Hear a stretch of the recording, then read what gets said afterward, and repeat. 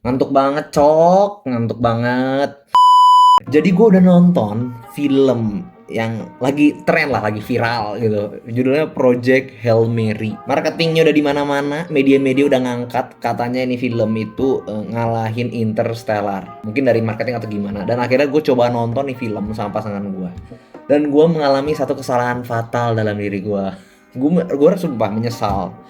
Kenapa? Karena gue nonton itu ketika gue lagi dalam keadaan ngantuk. Gue habis berenang. Udah habis berenang gue makan banyak. Habis makan banyak gue nyetir mobil kena AC di luar hujan. Nyampe bioskop kena AC. Ngantuk banget coy. Jadi gue nonton ketiduran. Anjir, gue nyesel banget sumpah. Ini nyesel. Jadi gue ngantuk bukan artinya filmnya jelek. Enggak. Bukan artinya filmnya jelek. Cuman memang kondisi gue aja. Tapi gimana kalau dari filmnya? Dari yang gue udah nonton, filmnya tidak seberat Interstellar menurut gue. Dari segi cerita lebih ringan, bisa diterima oleh semua orang. Kalau lu suka sci-fi pasti lu bisa suka lah. Tapi kalau lu memang udah nggak suka sci-fi ya kayaknya mending jangan nonton.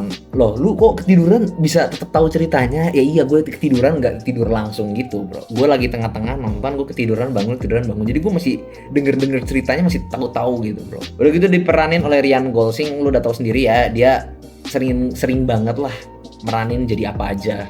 Dalam arti dia bisa fun, bisa lucu, nanti dia bisa karakter serius, bisa apa. Terus gimana filmnya ini? Filmnya banyak action atau enggak? Udah jelas-jelas sci-fi, jadi yang pastinya banyak cerita.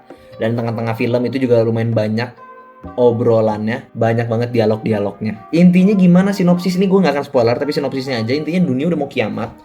Matahari kita di tata surya itu udah kena infeksi oleh sesuatu. Kita harus cari solusi, dan dikirimlah si Ryan Gosling ini keluar angkasa buat mencari tahu solusinya tuh apa. Kenapa judulnya Project Hail Mary? Ini tuh sebenarnya dalam istilah di Amerika biasanya suka dipakai di American football atau di Katolik. Hail Mary itu salam Maria kan.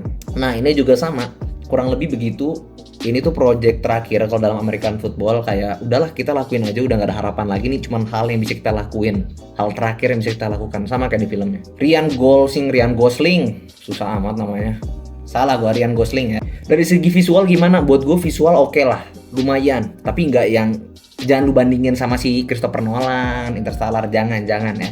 Memang itu ada marketing yang begitu di media-media bilang ini ngalahin, nggak. Menurut gue ini beda dan jangan disamakan. Dari segi acting, kalau menurut gue acting ke rata-rata ini lebih ditonjolinnya di karakter utama yang pemerannya Ryan Gosling ya. Dari segi acting, pembawaannya fun, nanti kadang dia bisa bawa serius, bisa bawa sedih, bisa bawa lucu. Tapi kalau menurut lu gimana bang overall? Menurut gue suka ya. Nilainya buat gue 85. Nggak nyampe 95 tapi 85. Cuman lumayan lah ada gebrakan di tahun ini, karena tahun ini gue ngerasa kayak belum nemu film yang bagus bro. Kalau gue pribadi ya, baru sekarang ini yang gue nemu bagus. Budget filmnya 3,2 T ya, triliun rupiah budget pembuatan film. Kurang lebih.